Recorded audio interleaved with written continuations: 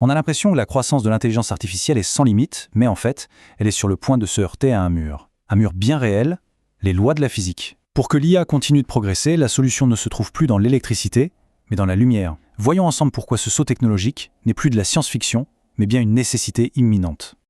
Cette ascension fulgurante des modèles d'IA qui dépassent aujourd'hui le millier de milliards de paramètres ne peut tout simplement pas continuer comme ça indéfiniment.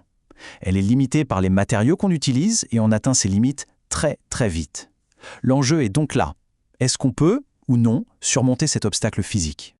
En fait, cette limite, elle se manifeste déjà à travers deux crises majeures qui freinent l'évolution de l'IA. Ce qu'on appelle le mur de la mémoire et la crise énergétique. Allez, on regarde ça de plus près. Le décalage est abyssal. Sur les 2 dernières décennies, la vitesse des processeurs a été multipliée par 60 000. Pendant ce temps, la vitesse de la mémoire vive, elle, n'a été multipliée que par 100. Cet écart qui ne cesse de grandir, c'est ça, le fameux mur de la mémoire. Pour bien comprendre, imaginez un chef cuisinier incroyablement rapide, capable de préparer un plat en quelques secondes. Mais voilà le hic, pour chaque ingrédient, il doit marcher jusqu'à un autre bâtiment pour aller le chercher. Sa vitesse devient complètement inutile.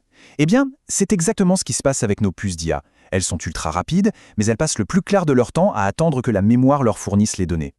Et comme si ce premier mur ne suffisait pas, il y a le problème de l'énergie.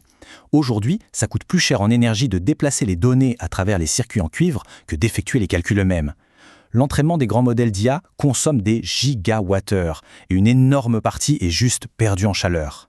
À ce rythme-là, le développement de l'IA n'est tout simplement pas durable.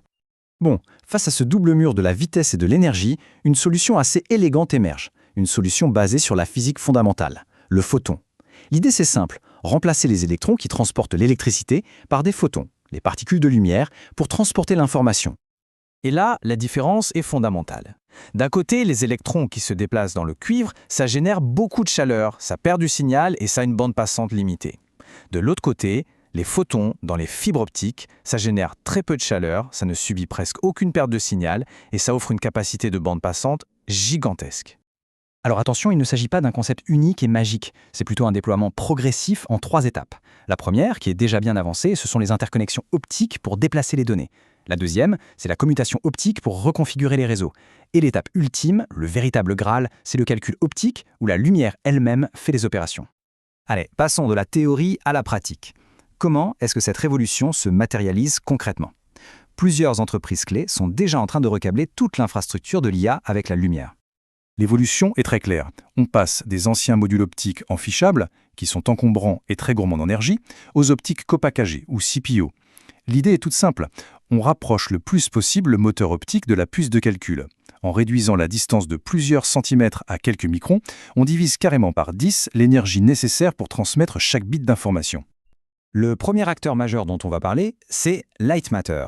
Leur approche est, on peut le dire, radicale. Au lieu de connecter des puces individuelles avec des câbles, ils gravent un réseau de communication optique directement sur une galette de silicium entière. Ça crée une sorte de tissu de lumière interconnecté.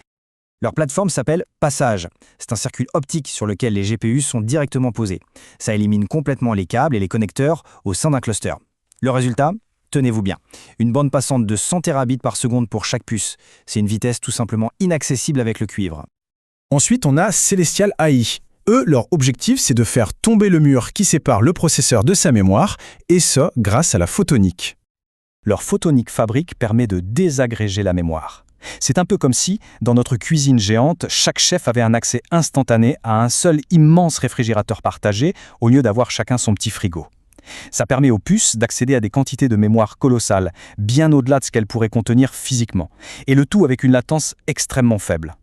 Et le troisième acteur clé, c'est IR Labs. Il propose une solution modulaire et très ingénieuse pour intégrer l'optique aux puces qui existent déjà. IR Labs a développé le Terafy, un petit module optique, un chiplet, qui peut être ajouté à n'importe quel processeur.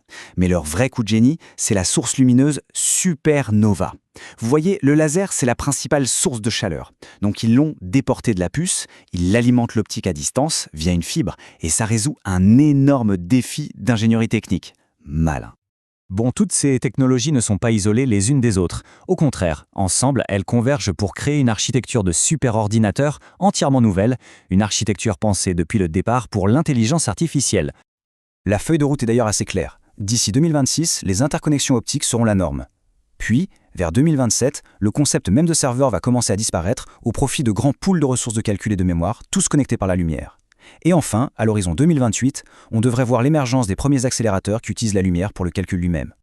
Alors, pourquoi tous ces détails techniques sont-ils si importants? Parce que cette nouvelle fondation matérielle, c'est peut-être ce qui va enfin débloquer le potentiel de l'intelligence artificielle générale, la fameuse AGI. Concrètement, cette nouvelle architecture débloque 4 capacités essentielles. Premièrement, des fenêtres de contexte quasi infinies, ce qui permet à l'IA de se souvenir de conversations ou de documents entiers. Deuxièmement, la capacité d'entraîner des modèles beaucoup plus grands, jusqu'à 8 fois plus vite. Troisièmement, ça rend la course à l'AGI viable sur le plan énergétique. Et enfin, ça fournit la vitesse nécessaire pour des IA agentiques, capables de raisonner et d'agir dans le monde en temps réel.